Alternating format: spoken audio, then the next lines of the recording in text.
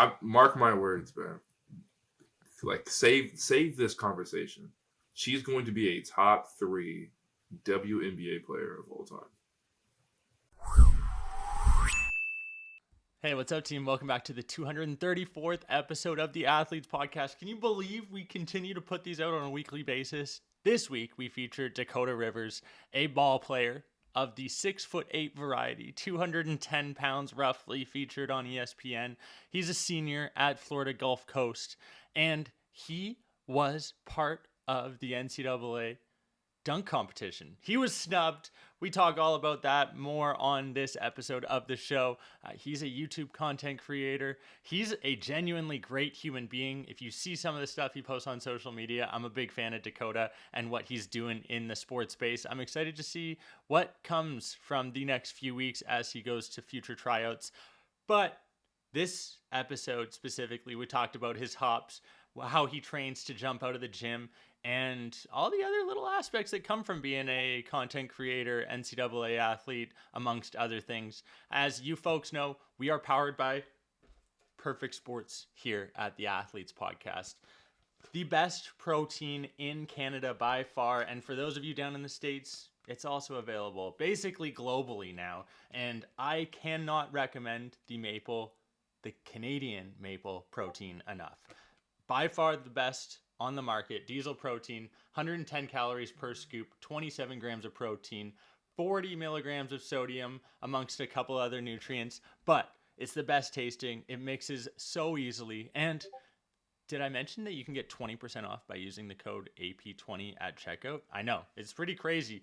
And all that being said, tag us on social media and you might even be able to get some extra stuff from us. We're getting shoes sent to us by Vivo Barefoot, and we're having fun here on the Athletes Podcast. And that's because you folks continue to follow our athlete agreement, which, if you haven't heard of, is part of the experience here at the Athletes Podcast. You actually have to hit the subscribe button wherever you're consuming this on Apple, Spotify, YouTube, because that's what allows us to keep going. We don't charge you anything for coming on, watching, but we do ask you to hit the subscribe button. It's not free, and it helps us so much. I can't thank you enough for those of you who continue to do this on a weekly basis. Come back, watch the show. It means the world to me and the rest of our team here at the AP.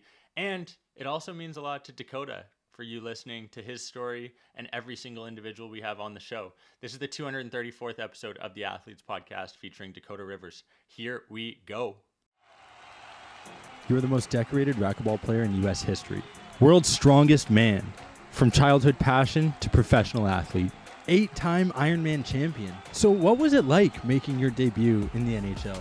What is your biggest piece of advice for the next generation of athletes?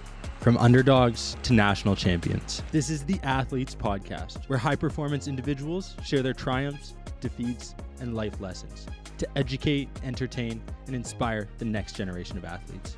Here we go. So we just had fun on the pod. You had already started chatting there, and I was just like, man, we got to kick it off that way.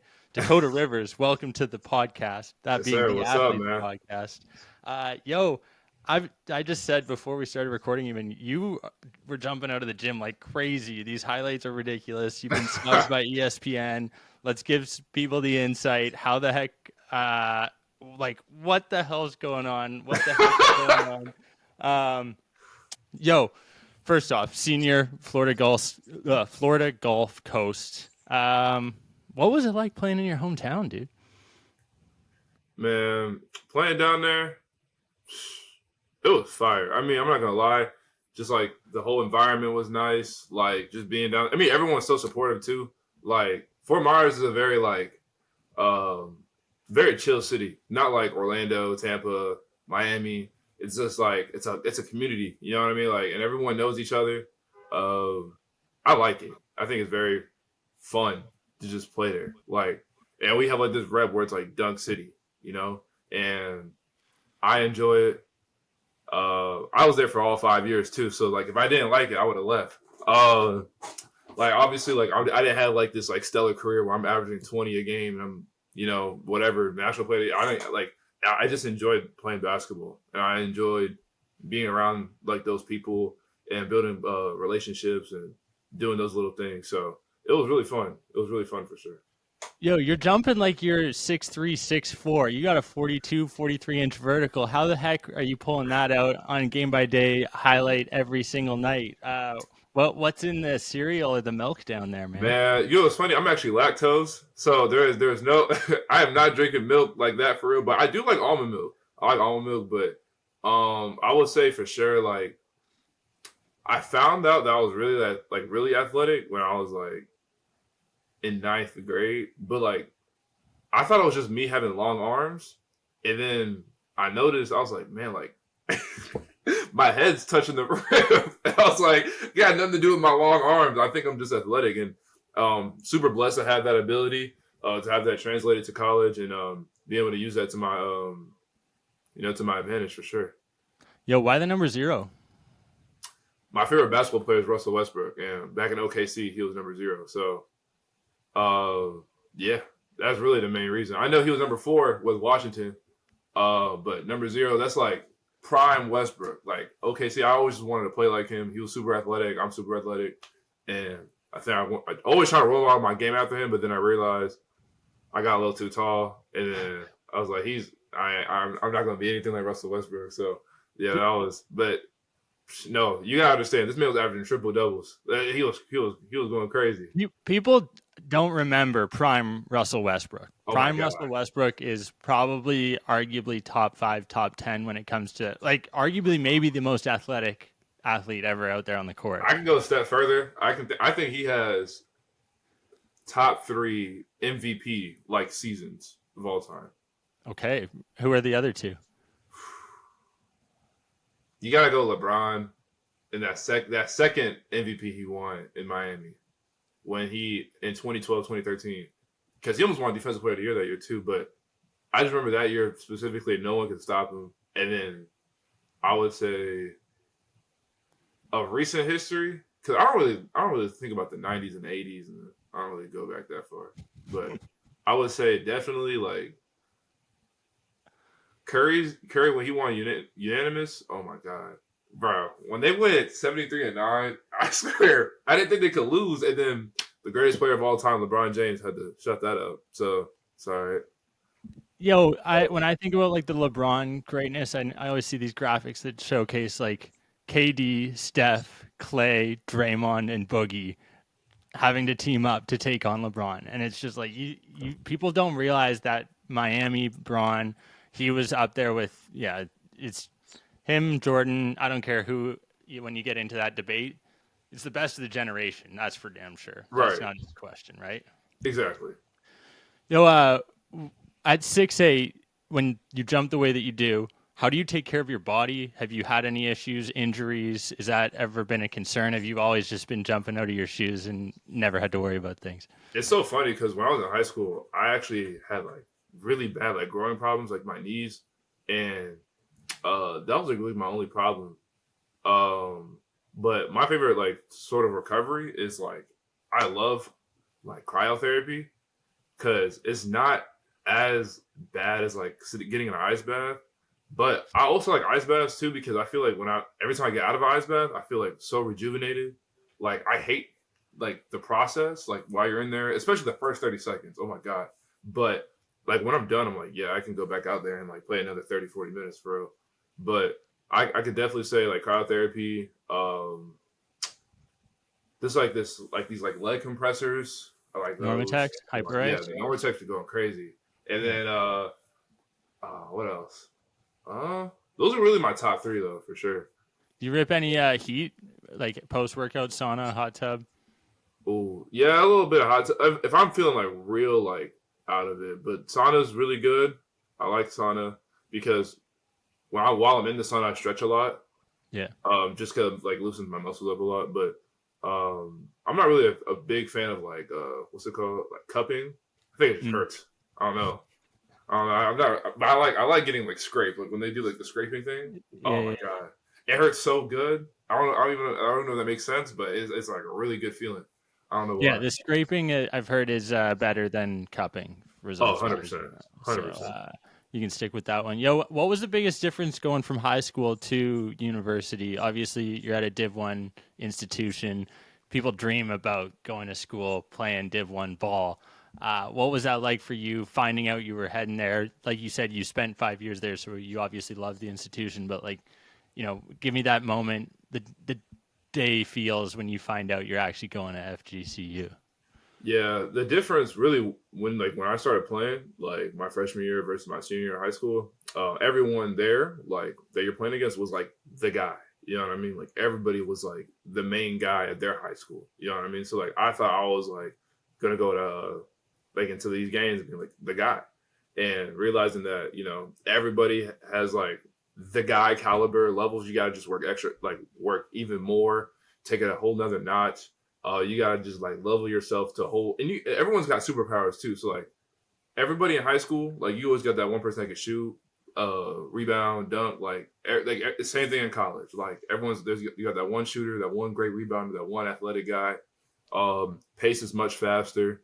You're just, like, there's so many things like going on in the game, especially going in from high school senior to freshman in college. Like there's a lot of things that are like changing. Pace is different, but when you get to that senior year, everything slows down. You kind of see the court a little bit like slower, kind of know where the pass is going, kind of know where like this rebound's going to go off on the basket. It's like you kind of just see those things now. But it's at the end of the day, like basketball is basketball. You still got to be a competitor. Still got to figure it out at the end of the day. So yeah. I was listening to a podcast yesterday with Zach Zillner, who's the coach for the women's ball team at the University of Texas, and he's talking about how they have alumni like Kevin Durant who come by the gym and he's putting up shots morning, afternoon, evening, and it's like at the end of the day, it's basketball. You got to play ball, right? And if you don't play ball, you're not going to play well. It's a requirement, and that's you get to be able to play a game you love for the rest of your life, hopefully, right? Right. For you, obviously, you were one of 8 selected to attend this dunk contest. Can you share how you've been able to now also like create a media arm to your athletic career, and you're going to be able to double down on that post, whether you end up overseas down in Australia, G League? Yeah, man. Honestly, even getting invited to that was surreal. When I heard that information, I was like, no way. Like, because a big part of me was like, yeah, they must have been looking at like my social media or like me being on the ESPN top 10, and that must have caught a lot of people's attention. And me getting invited and going there and meeting all these different people that I grew up watching, like Jay Billis being like a ESPN analyst, and Jay Williams, and all these great people. I actually ran into Coach Calipari before he signed to Arkansas, and we took a picture. I thought that was one of the coolest things ever, because like watching that that undefeated Kentucky team and him coaching that, I was like, no way! I just saw like this is like someone I literally like watched when I was younger, and I thought it was the coolest thing. And hopefully that experience can like help me in the future when it comes to like other things, like when it comes to like me being able to showcase my athleticism, but just meeting a lot of great people, and being able to say that I actually was able to participate live on ESPN. So I think that was a great opportunity for me. Any nerves when you were competing? Oh yeah, bro. I ain't gonna lie. I don't think anyone knows this. All right, so so before the event, right? The event goes on, blah blah blah. I get there. Somehow I didn't have any like problems before. I was hyped. Like I was chilling, drinking a lot of water. 'Cause it's hot out there in Scottsdale. Oh my god. And before I think it's like 30 minutes before like we go live on television, my stomach starts hurting so bad. I don't know why. Like I was so nervous. So I'm in the bathroom for like 20 minutes, bro. Tweaking. Like I'm tweaking. I'm like, no way. Like, and I didn't know what to do. And I think someone had tried to ask me where I was, and no one knew like where I was, but then I just like popped out of the toilet, man. I was chilling. I was all good, but I was chilling. But I was very nervous. I was also very excited. It was like one of those things where I just didn't believe I was there. And then, I went out there and tried my best. And yeah. Got robbed. Oh my God. I don't even want to talk about that. Dude, no, you saw that, right? Like I was thinking like, there's no way this is happening right now. 'Cause I'm not mad, right? Because I respect everyone that showed up, did their thing. I just feel like I should have made it to the second round, at I least. agree. I agree. I agree. Yeah. It sucks because you're like, you're at that point, you put up what you think is a good performance, and it's subjective. In Mm, a sport, typically that is whether the ball goes in or not dictates the end result. yeah. Whereas, unfortunately, now you're like a diving contest in swimming.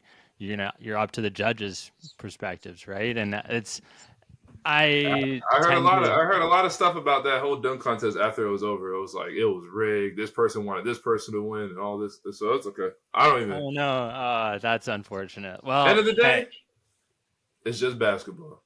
yeah, that's exactly what I was gonna say. Exactly.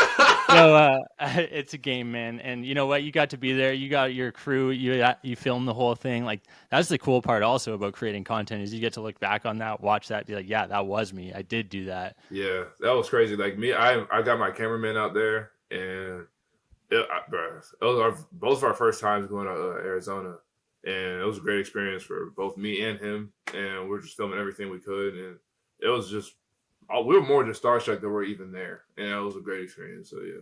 Yeah, no, I loved it. And I think it's like, the benefits that come from that are tenfold, whether the result is there or not. I just finished driving across the country in my aunt's Miata and ran a half marathon in Calgary. Yes, I know. Your reaction, the Miata is really small. And I'm not 6'8", but I'm like 6'3", so it was tight. Oh my Either god. way, I was nervous also half marathon. You get the nerves prior to it, and you're like, okay, is this going to happen the whole time? Am I going to be all right? But something snaps when you're an athlete, when you Right. recognize you're like, all right, it's game time. I got to perform. Right. And I'm sure you felt that. I'm sure you also saw that in others. You talked about Westbrook. Were there other like athletes that you watched growing up that inspired you, that you tried to emulate your game after? When I was younger, I was a huge Orlando Magic fan, so Dwight Howard was like the first person I could think about right now. Jeez. Prime So Dwight's like, also a problem. dude, Orlando Dwight was insane, and me being like much taller than everybody, like when I was like 8, 9, 10 years old, I thought I was just gonna be like 6'11", honestly, because I was just like, this is, and I want to be able to watch him and see what he does defensively, and I really remodeled my game after that. But then when I realized my I wasn't going to be 6'11", 7 feet. I started watching more like Paul George, LeBron. I was a huge fan of Tracy McGrady growing up. I loved his game. But I always wanted to uh, simulate my game in a way where it was like whoever was my height, I wanted to look at those people and see what they were like really good at and what they elevate, like how they elevated themselves and separated themselves from other people. Those were probably like the main people for sure. What helped you do that growing up? Did you do summer camps? Were you listening to coaches? Were you watching the athletes podcast? What were you doing? I would definitely say, for sure, I was getting a lot of coaching for sure from like defensively because they always said like offensive is always going to come. Like if you just put in your like you take your time to shoot threes and mid ranges for sure because mid range is like such a very underrated part of the game. But I always worked on like mid range threes. But most importantly, to get to that next level is always defense, right? So like to be a great defender, especially in the NBA, that's gonna bring you so much more longevity because everyone can score the ball, but not a lot of people can defend the ball like these like certain players. So I would say a lot of the times I'll be working on my defense way more than my offensive game, just because I knew that was going to keep me in this like a successful position much longer for sure.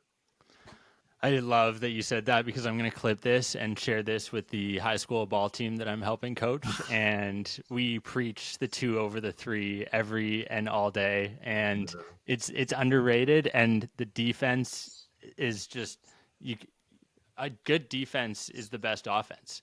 And when 100%. you eliminate the other team's ability to score points, you're going to win more basketball games. Man, it's sad how people don't even realize that anymore. It's like you really have to like emphasize that nowadays. It's like because people are like just like they play mediocre defense and hoping like they miss, but it's like you could really create something special out of a defensive stop and make like offensive like plays. And I don't know, it's not really taught that much nowadays. So. Who instilled that in you? Did you just recognize that? For sure, my high school, I would say 3 people. Both my high school coach and assistant coach my second high school, Windermere High School, Coach Grisick and his son. They're both. It was like a father-son coaching staff, and they were like they. It was like we would do like defensive drills for like an hour and a half out of the 2 hours in practice, right? We would be doing full court zigzag. We'd be doing like rebound. I'm like, right, coach, I can't do this anymore. But then that was like in high school. In college, I would say my first 2 years there, we had a coach named Donnie Marsh. Um, he ended up leaving, go to the Detroit Mercy after that. But he was like he was a defensive he like I don't know like he would get motivated if someone like dove on the floor and like gotta Defensive stop. dog. He was that kind of guy. Like Yeah. he really like emphasized on defense for sure. Those were the three guys I would say. Hell yeah. You got to be a dog on defense. You got to move the puppies, as Jack Armstrong would say Oh on my Toronto God. Raptors TV. Exactly. Yeah. And it takes a special breed to be able to play that much harder on the defensive end. Yeah. And I was gassed. I would my stat line was probably 2 points, 18 rebounds, and 6 assists. Like, I was a absolute menace on the Yeah. boards with no other results. But I think there's something to be said, whether it's the consistency, the compounding, the delayed gratification that comes from like Yeah. playing really good D is unmatched. Yeah. I agree. Yeah. I'm glad you said that. It's so great. When I think about kind of Juan reaching out, getting you on the show, you kind of expressing interest, you've got like 150,000 plus subscribers on YouTube. You're generating content. Obviously, you're complete your senior year here at FGCU, and I'm curious, like, in your head, you've probably got a million different options that you could be pursuing right now. You head to Vegas in a couple of weeks. Where's your mind at? How do you feel? Honestly, I'm excited. I mean, these are things that I feel like I've been working towards all my life. Not nervous. I would say just a little anxious, I would say, just going into it, but I feel like I can't doubt myself. I put in so much work, and like it's like why now like doubt myself and why I feel like I'm not able to like get to that next level. That's for basketball, but for the influential side, just gonna keep creating content like and following my journey. I feel like it's something that I enjoy doing, and I want other people to be able to see my path. And it's just not like one of those easy paths. Because everyone kind of looks at the path where it's like, okay, you're one and done, and you get picked 1 through 60. And I'm like, that's more of a Cinderella path. That's like a 1 in a billion opportunity. I feel like literally only 60 people a year get that opportunity. So my thing is to be able to motivate people that feel like that's the only way. That's not the only way. There's so many other ways to get to where you want to get to in life, and it doesn't have to be like this Cinderella happy ending, because that's not how life is. Life is hard, and everyone's fighting for what you want, and somehow you just got to be able to separate yourself and get to that finish line. And it's always like, if you really care about the game of basketball, you're going to be willing to play for years to get to the end point in your life, for sure. That goes for anything, any sport, any business, any entrepreneurial, influential, venture that you pursue. This podcast, man, like, you got to grind at stuff. You got to put in work. You got to put in unlimited hours. You have to expand that time horizon. Know that, traditional timelines aren't necessarily a thing nowadays. And, to your point, you're still playing the game that you love.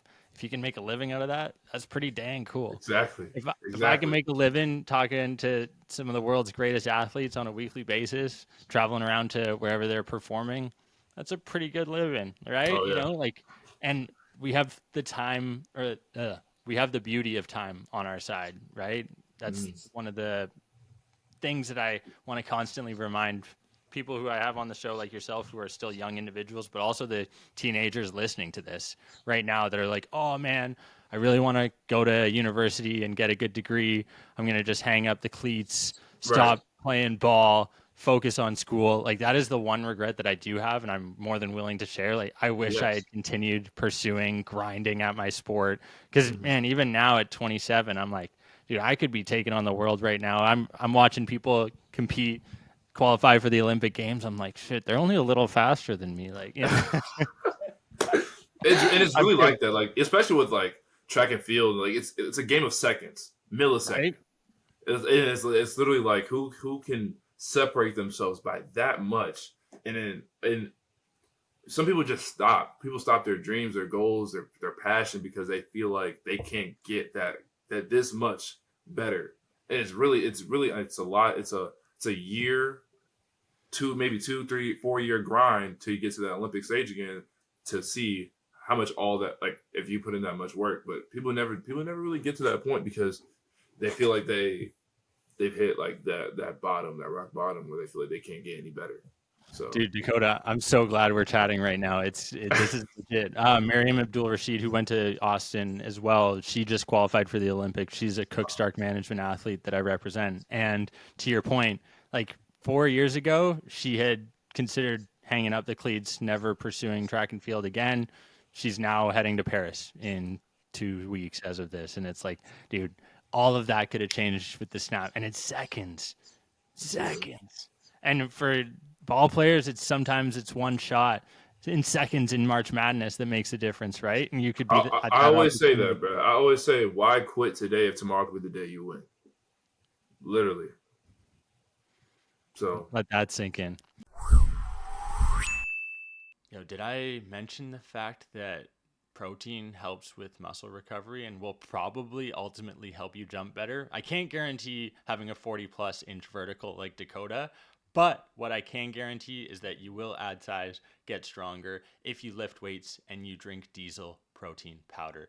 This is the Athletes Podcast, and you get 20% off if you use the code AP20 at checkout. Let's get back to the show.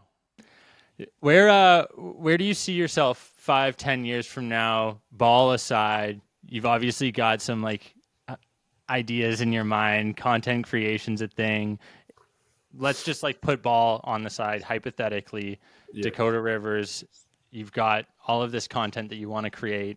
I'm sure you've got some business ventures. You're doing commercials with Gatorade, no big deal. Like where do you see yourself kind of pursuing? What are your other interests outside of athletics? Let's go maybe that route.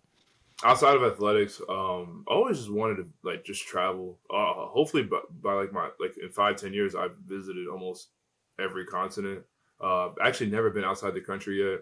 So that's something I come to Canada. Man, I've been to Canada, but like whoa. I've been to Canada, but I'm talking about like flying to another like I've never done that. Like okay. I always wanted to do that. I always wanted to, well, hopefully in 5-10 years from now, maybe I'm at 1 million subscribers, just building more just content, and hopefully I can kind of bring that, I guess, athletic side all over the world. I know we said not bring up athletics, but like hopefully I can get to that point where like I'm part of like I don't know, like some sort of creator athletic all-star thing where it's like kind of cool. I don't know. I've always wanted to be part of that, 'cause I see people that I grew up watching be a part of that. And just meeting some really like great people. Like I'm a huge fan of a lot of these YouTubers and these influencers that I've been growing up watching. So even being a part of that conversation, that would be amazing. Heck yeah. Not only for me, but just I don't know, just to experience like just with the people that support me as well. So yeah, no, I've been picking up exactly what you're putting down, man. And like the other real interesting aspect is, to your point, like your athletics, it's never going to leave you, right? You're always going to be 6'8". You're always going to be able to jump out of the gym. And with ball players, this same Zach Zillner podcast that I'm going to refer to again, they're talking about the fact that like guys can play 4 or 5 years of ball and then go to an NFL combine and actually make a team after playing ball. Football players can't spend 4 or 5 years and then go to an NBA tryout and make that team. Doesn't work that way. Ball players, different level. Exactly.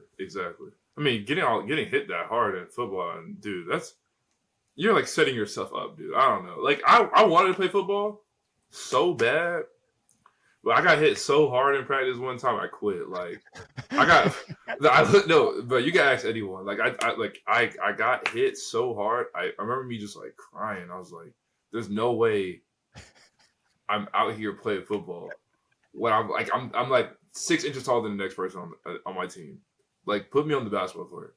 And my dad was like, this is going to teach you discipline. I'm like, that was good. What are you talking about? I want to go home. Like, I don't want to be here right now. So, Did your dad play football? Is that why? No, I don't like. Like, what are you doing? He didn't play. He wrestled.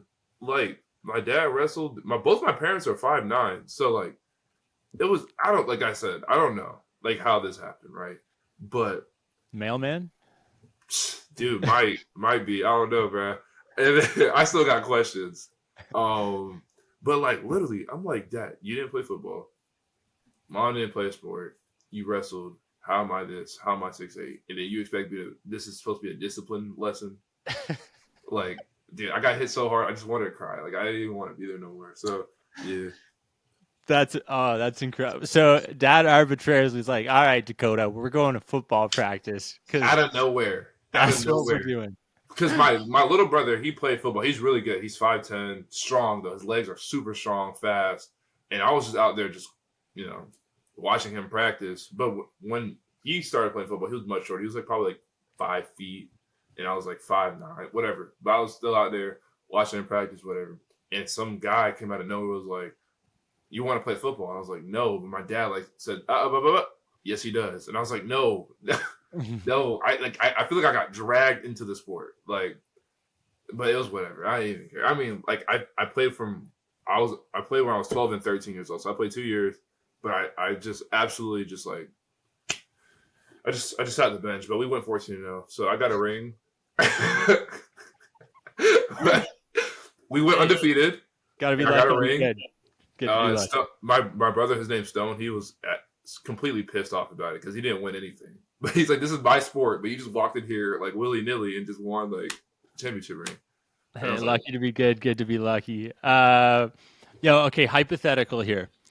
It's you against LeBron and KD 2v2. You get to pick your teammate, Prime Westbrook or Prime Howard. Does it even matter? They're gonna attack me. Like, I'm gonna lose. I didn't say it was gonna be easy. Yeah, I'm gonna lose. I mean, man, hold up. I might as well do heads or tails. I gotta pick. Tails. All right, I'm going Prime Dwight Howard. There you go. I feel like you're fighting chance with Prime Dwight. I have a fighting chance because if I let them drive to the basket, Dwight Howard has a chance to block it. Right? It's all D. It comes back to D. Right. Whoa. Whoa. I didn't say that. Pause.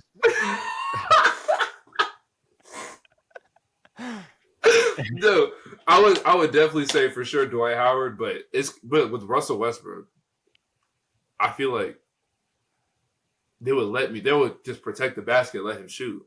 Like, he wasn't the greatest shooter, but he was so good because he attacked the basket so well. You know what I mean? Yeah. And then if he's passing it to me, I don't know what you want me to do. LeBron and KD. So like, I'm gonna pass Dwight Howard the ball, and then if he gets double teamed, I can hit a three. I can hit a, you know what I mean? But like, open. Yeah. I'm gonna have to just make some space, but I'm not attacking the basket against Prime LeBron, Prime KD. Well, I didn't say they were prime. I figured you give the chance. They've gotten a little older. I mean, LeBron's still got voted top player at camp, eh? LeBron's still averaging 27, 7, and 8 right now. Like, I don't understand. So is like, in your eyes, is he the GOAT? Yes, 100%. Okay. It's like Bron, and then somewhere down here is Jordan. Dang. Yeah. Like, he surpassed Jordan 8 years ago. Like, like after that 3-1 comeback, what are we talking about? That, like, I get it. Everyone's going to be like, oh, Jordan never had to be in that position. Well, Jordan never played against Stephen Curry, Klay Thompson, and a 73-9 team. So, therefore... Yeah, I mean, hey, listen, I'm Switzerland here. I just look at these, they're greats. I think it's really tough to choose. I think if you look at the body of work LeBron's done, that's what speaks volumes. And it's like, at this point, it's the longevity that he's been able to showcase as well that has to play a factor. Right. I am curious, though, what your thoughts are about JJ Redick becoming the head coach of the Los Angeles Lakers. I think it's great. I think it's one of those things where I think he's very good. Like he has like a very good basketball mindset.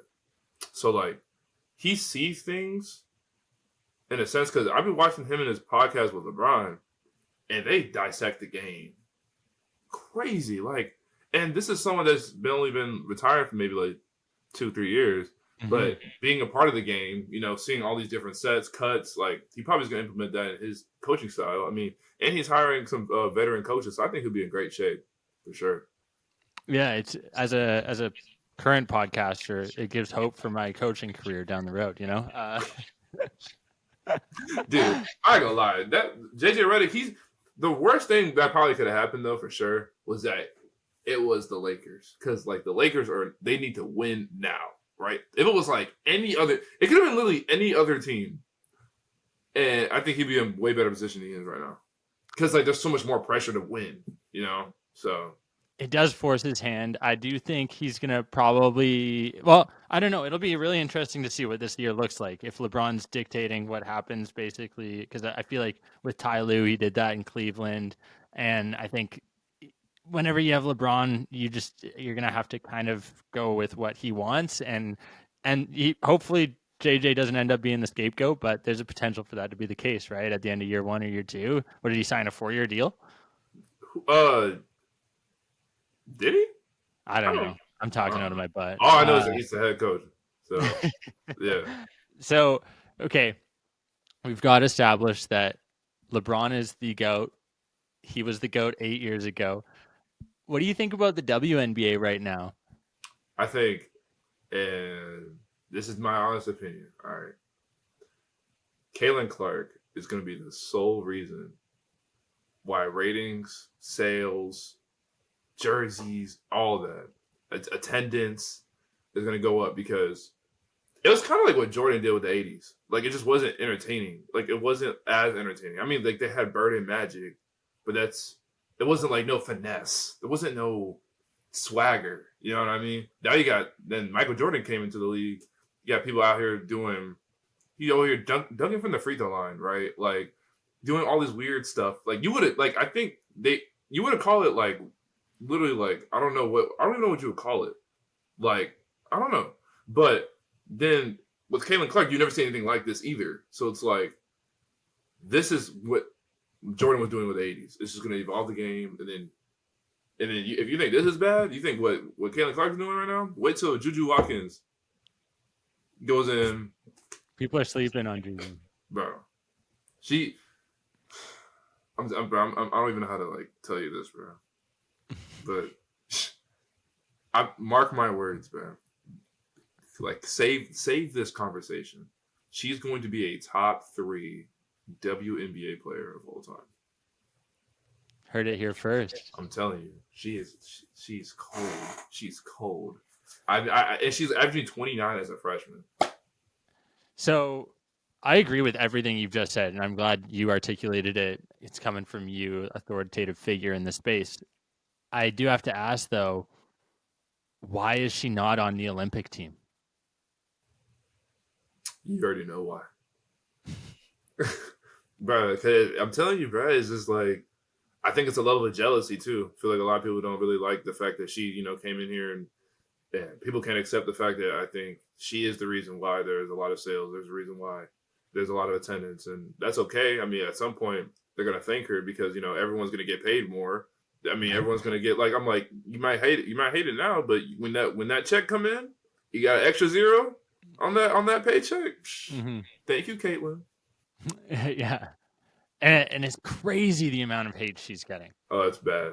It's bad. Just internally, like WNBA, the way the other gals are going after her, I'm like, and it's so obvious. It's like not one of those things where it's like, oh, like, nah, it's not even that bad. Like, they're like, when she goes up for a layup, it's like they're like trying to, like, actually hurt her. There's no hands being shown. There's no hands being shown. It's literally illegal defense. Like, people would go to jail if they did this out in public. But since it's on a basketball court, it's just a personal foul. So yeah, no, I'm so glad you said it. It's so true. I just shake my head every time. I'm like, if this was happening to any other player right now, That's a flagrant. Oh no, they're going to jail.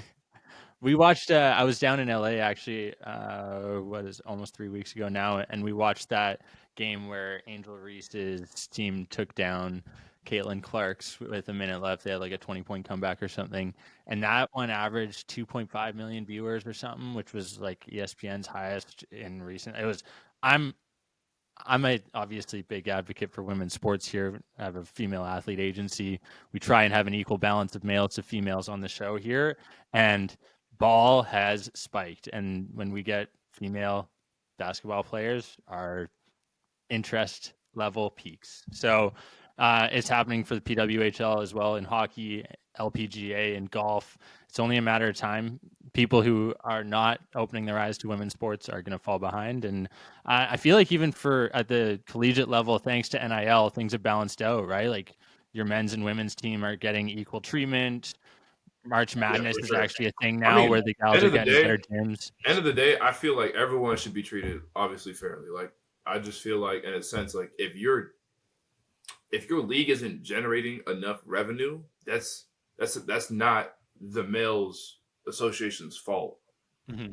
That's just like the fact like there's just got to be a more exciting way to bring the game of WNBA or like women's sports. Like there's just got to be something more exciting. Now, that's why I'm saying like I feel like everyone should be treated fair. Like the reason why men are getting paid higher is because they bring more revenue. Yeah. Women will get paid higher if they brought more revenue. Yeah, it's still a revenue share. I love the argument around that. It's still a revenue share agreement. Yeah. And at the end of the day, like you're gonna get what you generate. Yeah. And if they don't generate enough, they're not gonna make enough. I mean, unfortunately, I want everyone to get paid, a lot, but realistically, it's literally the NBA for women.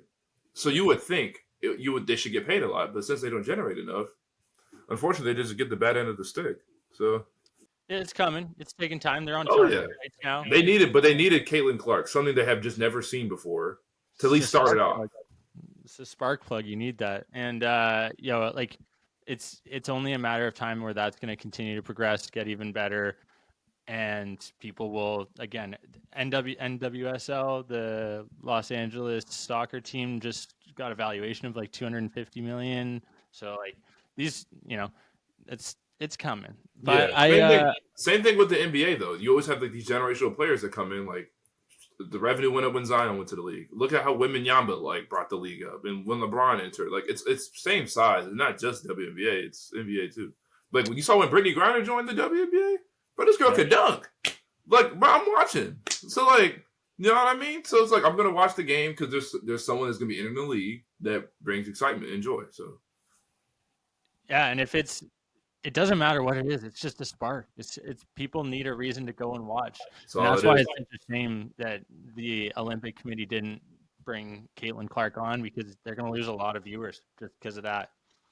Yeah, it is what it is for them. That's their decision at the end of the day. They wouldn't be getting the views on your YouTube channel the way you would be, put it that way. Yo, if there's one person that you could drop right now and wish that you could collaborate with on your YouTube, because this is always something I like to drop. We've got a couple of snippets that we're going to pull from this episode, drop over the next couple of years.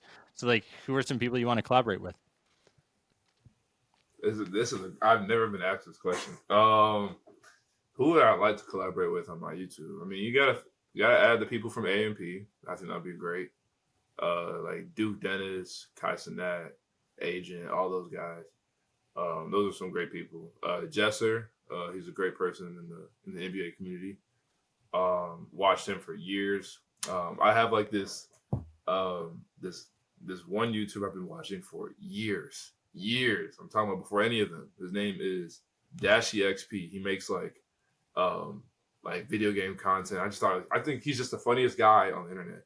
I always wanted to collab with him. RDC World with Mark Phillips, all those people.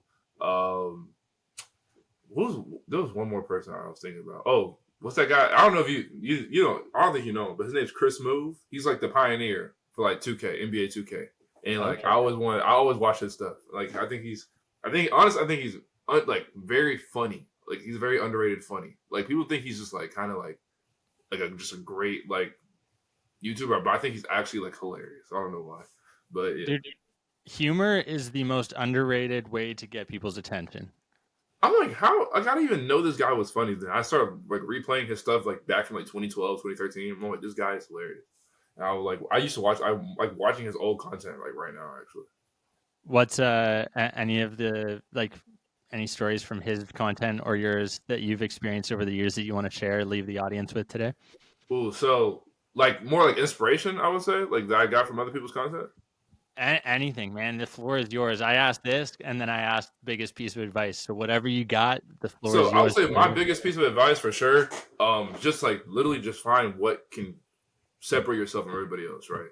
So like with YouTubers such as like Chris Moo, before they did like cut scenes on 2K like 14, 15, 16, he was doing cut scenes before cut scenes weren't a thing. So he would bring clips from him playing GTA and then bring it into like his my career mode and like make it seem like he was actually like I don't know, like going to the pool before the game or driving to the game before you can actually drive to the game. Like and now like nowadays you can like go on jet skis and cars in 2K24, but in 2K13 you didn't have all that. So he kind of made his own like storyline with like mixing GTA 5 and San Andreas, whatever it was, I guess at the time, mixing in those games and making it seem like real.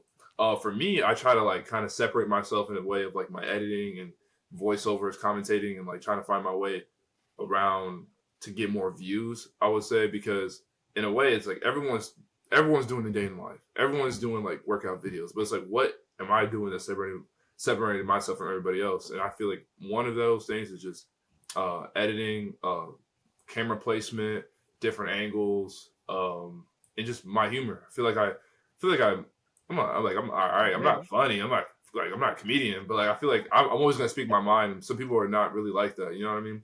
Like some people are like reading off a script and be like, "Hello, my name is blah blah blah." I'm like, no, it's not like that. Just go out there and just like be yourself, and like that's how I've always been. So, Have you self-taught your editing skills?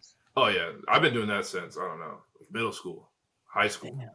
Like I've been doing that for so long. So I was like when like NIL started, I could actually like make money because you couldn't. I didn't want to do YouTube before the NIL because I was gonna get literally like banned from the NCAA. Yeah. So like I did it after they started this whole thing with NIL, and I was like, this is perfect. Like I'm gonna start implementing the things I've been learning for literally years and just put it to like my YouTube videos, and it's been working out. And I just got 100,000 last year, so. Heck yeah. Yo, you said whether like 5-10 year goal, a million, like for sure within 5 years you're at 1 million. I'm calling that now. We'll clip it, no doubt. I'll put the AP stamp on that for sure. Maybe Yeah. after this podcast you'll hit that. No, Yes. yo, Dakota, I can't thank you enough for coming on, chatting, chopping it up with me. This was fun. I'm excited to see what your results are in a couple weeks from Vegas, and yo, keep in touch. Maybe we'll come down, get a workout in, see what my vertical is like compared to yours at some If you point. need any tips or tricks, but you already know where to find me, bro. I'm telling you. Yeah. See, hey, we'll have to see whether I can jump, because we know you can, but we have room for improvement on my end. Put it that Yes, way. sir. Yo, I appreciate your time, and where can people find you on socials? Actually, before we let you go. Follow me on Instagram, Dakota.Rivers. TikTok is Dakota Rivers, no dot. YouTube, Dakota Rivers, all together. I don't really use Snapchat. And yeah, that's really it. I mean, those are my three platforms you can really find me on. And yeah. Blessed. Thanks for listening, folks. Hope you have a great rest of your day. Hey, folks, I can't thank you enough for tuning in.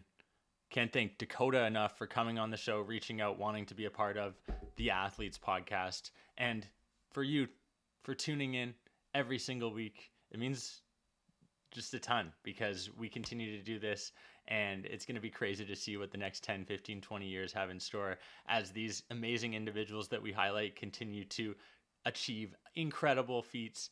We're going to be here to document that, share those wild experiences with you folks, and bring you along for the ride. Thanks so much for tuning in. We'll see you next week for another new episode.